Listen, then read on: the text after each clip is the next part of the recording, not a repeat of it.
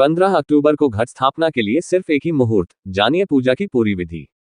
15 अक्टूबर को घट स्थापना के साथ नवरात्रि शुरू हो रही है, जो कि 23 तारीख तक रहेगी। 24 को दशहरा मनेगा। इस बार भी अंग्रेजी तारीखों और तिथियों का तालमेल बना रहेगा। इससे शक्ति पूजा के लिए पूरे 9 दिन मिलेंगे।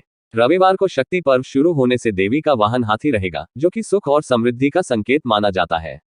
इस बार घट स्थापना के लिए दिन भर में एक ही शुभ मुहूर्त है, जो सुबह 9:27 से शुरू होगा। कलश स्थापना में जरूरी चीजें: चंदन, चौकी, लाल कपड़ा, जल, सिक्का, दूर्वा, सुपारी, अक्षत, फूल, 7 तरह के धान, तिल, चावल, मूंग, कंगनी, जौ, चना, गेहूं। कलश स्थापना विधि: पहले गणेश जी को प्रणाम करें। फिर जिस जगह कलश स्थापना करना है, उस भूमि को प्रणाम करें और वहां चौकी रखें। चौकी पर लाल कपड़ा बिछाकर सभी धान रखें और धान को प्रणाम करें। इसके बाद उन पर कलश रखें।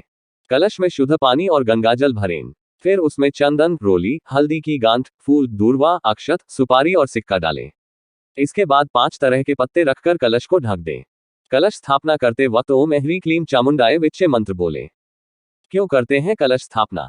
कलश स्थापना का अर्थ है नवरात्रि के वक्त ब्रह्मांड में मौजूद शक्ति तत्व का घट यानी कलश में आह्वान करना।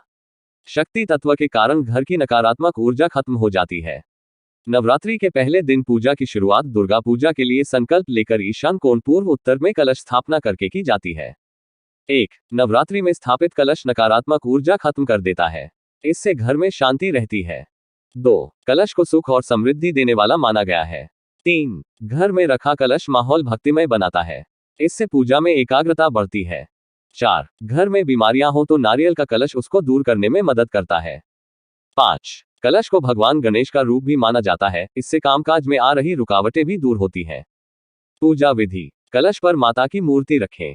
मूर्ति न हो तो कलश पर स्वास्तिक बनाकर देवी के चित्र की पूजा करें और 9 दिन तक व्रत पूजा करने का संकल्प लें। पहले भगवान गणेश, फिर वरुण देवता के साथ ही नवग्रह, मातृका, लोकपाल और फिर देवी पूजा शुरू करें।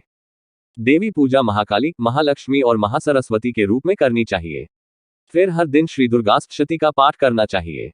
देवी पूजा के लिए मंत्र: सर्वमंगलमांगल्ये शिवे सर्वार्थ साधिके, शरण्ये त्र्यंबके गौरी नारायणी नमोस्तुते। ओम जयंती मंगला काली भद्रा काली कपालिनी, दुर्गा क्षमा शिवा धात्री स्वाहा स्वधा नमोस्तुते।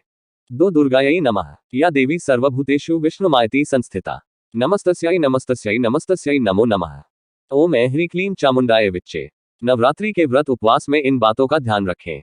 नवरात्रि में वैसे तो 9 दिनों तक बिना अन्न खाए सिर्फ फल खाकर उपवास करने का विधान है, लेकिन इतने कठिन नियम पालन नहीं हो सकते तो दूध और फलों का रस पीकर भी व्रत किया जा सकता है।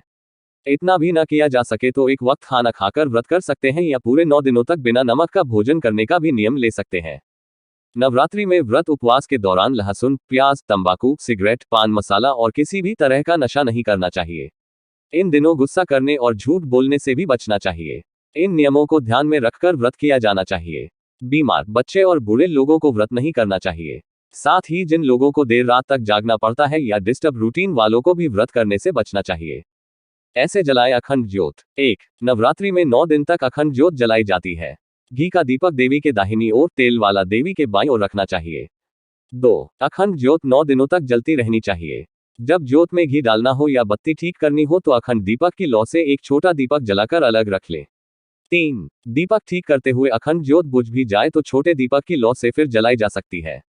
छोटे दीपक की लौ को घी में डुबोकर ही बुझाएं। माता रानी आप सभी पर अपनी कृपा बनाए रखे। जय जय महारानी, जय जय अम्बे रानी, जय माता दी।